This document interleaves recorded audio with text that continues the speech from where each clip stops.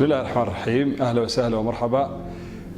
كسر هذا ولا ريال ميزان كدقالها وإن شاء الله تبارك وتعالى أنت بدنا نكون ميزان 10 راسي حق ذا شرعي ديني هي حق ذا واقعي وإنه يسكسي إنه حياة بدنا كوسابسن حق إيو أقون إيو فاهين كوسابسن كبعين تدقالها إيو كورنتيس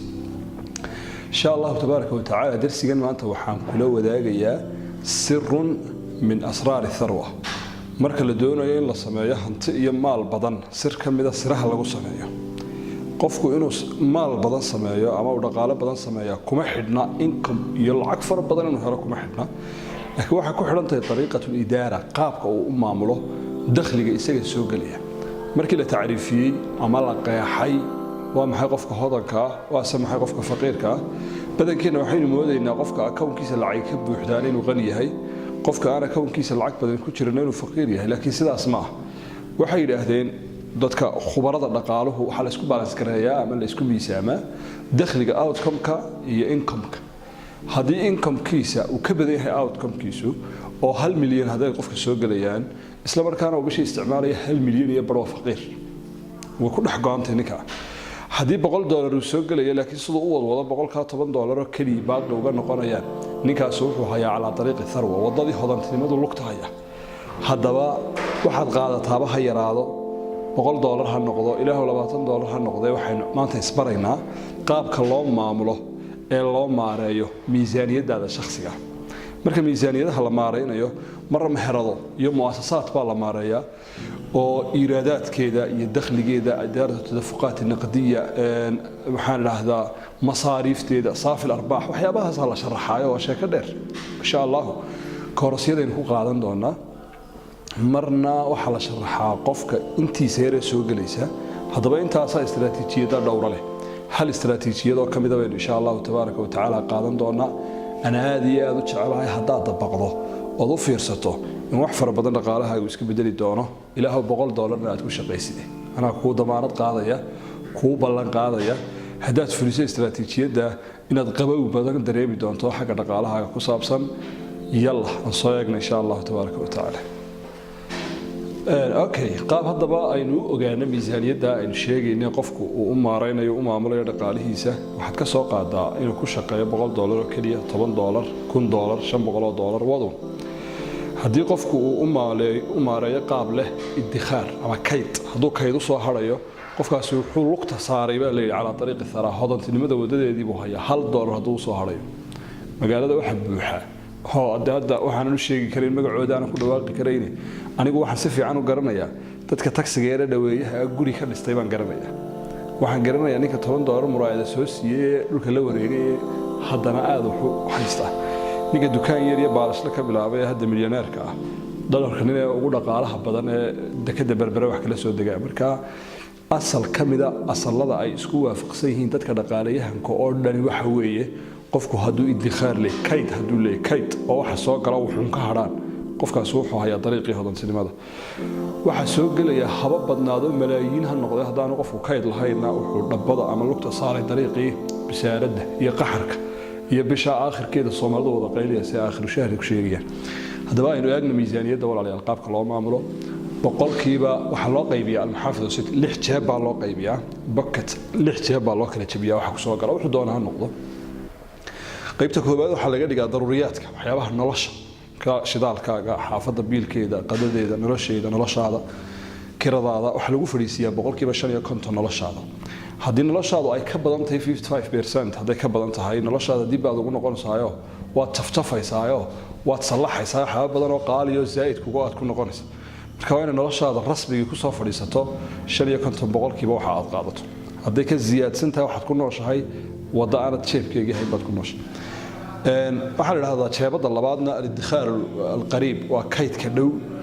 oo isaga laftiisa waa la iska yar kaydsadaa waxa loogu talagalay haday balaay afka kugu soo kala qaada Allah inaga hayay ama wax ka jabaan ama dhibaato kugu yar timaada ama cidi dhakhtarka ka gasho waa kaydka yar lagu noqdo boqolkiiba 10 baa kan la dhigaa $100 aad qaadatay 5 ku noolo $10 halka dhigo waxyaabaha ku soo cararaya ugu talagal al-idkhaar al-baciid jeebka saddexaadna waxa laga dhigaa kaydka fog kaa waxaa loogu talagalaa istismaaraadka maalgashiyada xooggan ee isleedahay kuwan alla ilaah dayacmi maayaan mashaariicda waaweyn ayaa loogu talagalaayo marnaba looma dhawaado baciid waxa lagu leeyahay haday wax waliba kugu go'an oo hargeyso dhan soo garaacayso inaanad u jawaabin waana tobankaas ka bixinin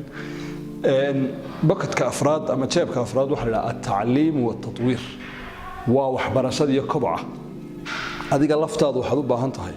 adceedii soo baxdaba inaad wax kororsato si hantidaaduna u kobcdo adna aad u kobcdo haddii meelunaad ku istaagto isla wallahi dhakhtarkii ilkaha waad soo barato halka ku dayso laga tagaya graphic designer haddaad tahay oo si fiican u taqaan laakiin halka ku dayso waxa ka soo daba baxaya inta soo feershano wad quusaysaa marka si door walba aad ula socoto marba waxa cusub oo u iibsato macluumaadka lacag baa lagu bixiyaa Soomaalidu uma taqaan macluumaadka in lacag lagu bixiyo wax la xado uma ka shaqeeyaan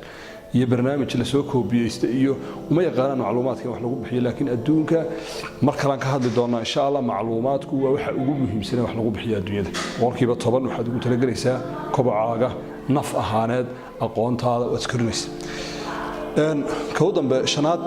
jeebka shanaad waxa lagu ridaa marka isna boqolkiiba 10 dollar baad ugu talagelaysaa hadaad ku qaatana $100 التسلية والترويح نفط waxay isaga baahan tahay waxoogo inay raaxaysato habeenaday doonto casho fiican iska cunto style-keeda yar hagaajiso meeshay doonto gaargaar nafta iska jecel taana waxa lagu talagalay la isma caburiye boqolkiiba 10 aad ku nafisayso dhulka ku wareegayso oo naftana ku nafisinaysaa loogu talagalaa ugu dambeynta miisaaniyada jeebka shanaad boqolkiiba 5 baa loogu talagalaa alcaataa oo sadaqa ilaahay dartiina wax ula baxdo masaajidada iyo masaakiinta iyo dadka jilicsan iyo sadaqa weyn dagaato nabigu wuxuu sheegay calayhi salaatu wasalaam qofku maalkiisa sadaqa kama bixiyo ilaa uu kobca ma naqasama maalu min sadaqa xooluhu sadaqadu ma nusqaamsay kobcisaa haddaba haddii aad joogtayso oo aad ku dhaqanto miisaaniyad cajiiba qofku mar kaliyaata isla bil kaliyaata